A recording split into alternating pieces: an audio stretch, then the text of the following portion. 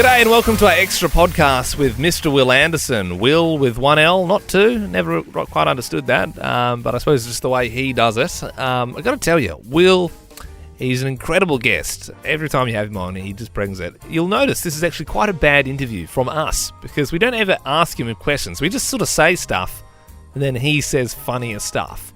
So a lot of, you'd die in the arse if you did that with a lot of people, but I respect how you can just throw him anything and then, most of the time it's going to be all right. But also, would you say, Liam, that we are actually better interviewers because we know that with him you don't have to ask him the questions, so therefore we've studied our guest and we have done a good interview? Well, let's unpack that at the end of this episode.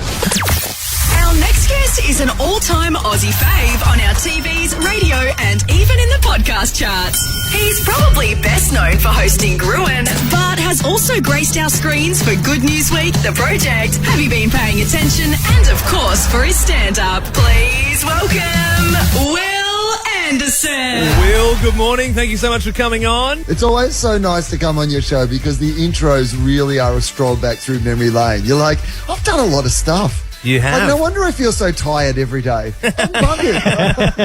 And we're stoked for Gruen Nation as well. I mean, we're all familiar with Gruen Transfer. It's been around for years, but this is really nailing in onto this election campaign. I mean, there is some amazing stuff that we're seeing on our screens and hearing on our radios at the moment. I know Clive Palmer spent millions and millions on ads for the last election, and then that didn't work. He didn't get a single candidate up. Have you seen how he's notched it up this time? There's a 2-minute ad on TV at the moment, which means he would have to pay for 4 spots for one ad for this song. And that's my kind of party, the United Australian Party. This is stock footage of the rallies and him walking around out of breath, shaking people's hands. I mean, there is no party like a United Australia party. This is the problem with Twisted Sister. I've got to say to Dee Snider, if you're listening, just give them back. We're not going to take it. I know that you don't agree with the Clive Palmer party and their political opinions, but it's just a banger of a track. It is. If we've got to see that stuff on the TV all the time, I want to at least hear a good song. But this is the 2 minutes. That's not even the best bit, mate. There is literally going to be a 44-minute ad that they're playing on 7 Flicks. So, it's 44 minutes long. What? Yeah, just a straight ad.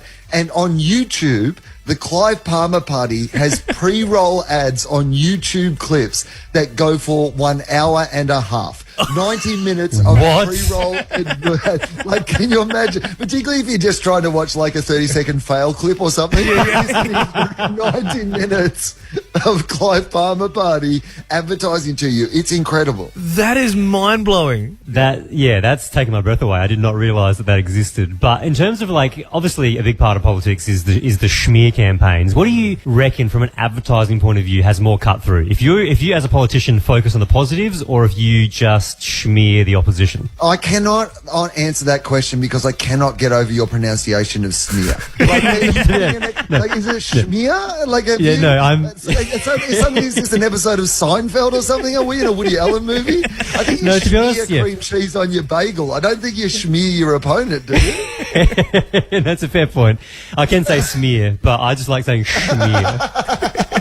No, I like the schmear, but what we're going to see in the last couple of weeks. So basically there's a campaign in 2 parts. So we've only started Gruen Nation for the last 2 weeks because we, unlike Scott Morrison, did not commit to a 6-week campaign. We thought that was going to be too much to keep people's attention. And I think for the political leaders, it has been also.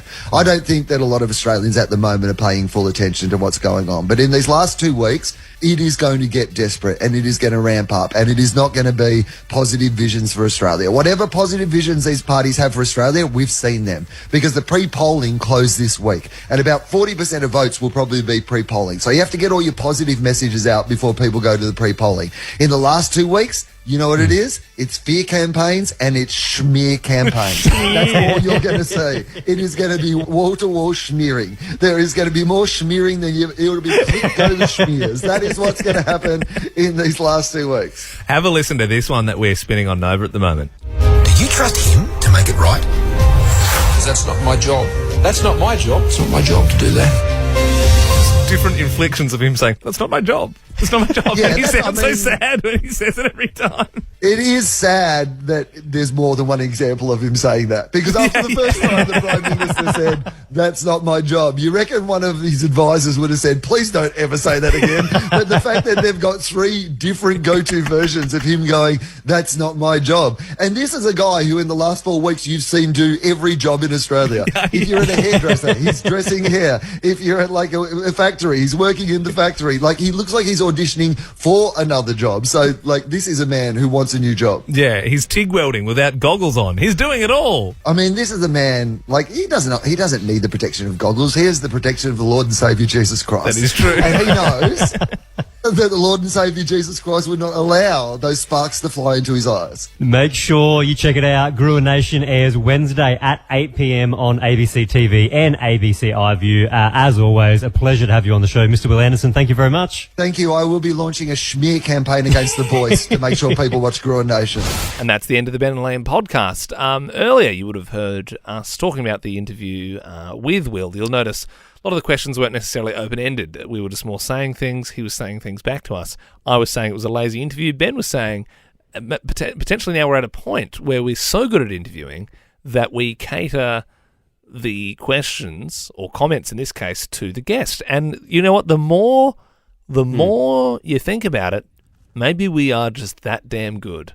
Yeah, like at one point he picks up on me saying schmear, but I was saying schmear because I knew that that's not how you're supposed to say it. Therefore, he would pick up on that and make a joke at my expense. It's a whole... But as a good broadcaster, you give your guest an opportunity to make fun of you. So, you know, I think there's another level that we can operate on. It's a whole different level. Yeah. Wil didn't know it. We knew where he was going that whole time. We were leading. Mm-hmm. He went exactly where we wanted him to go.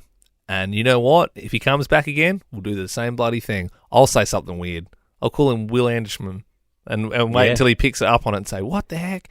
And then he'll get a good bit out of it. And, you know, I'll look the fool. But you'll know, now that you've listened to this podcast, that it was all an act. It was all put on.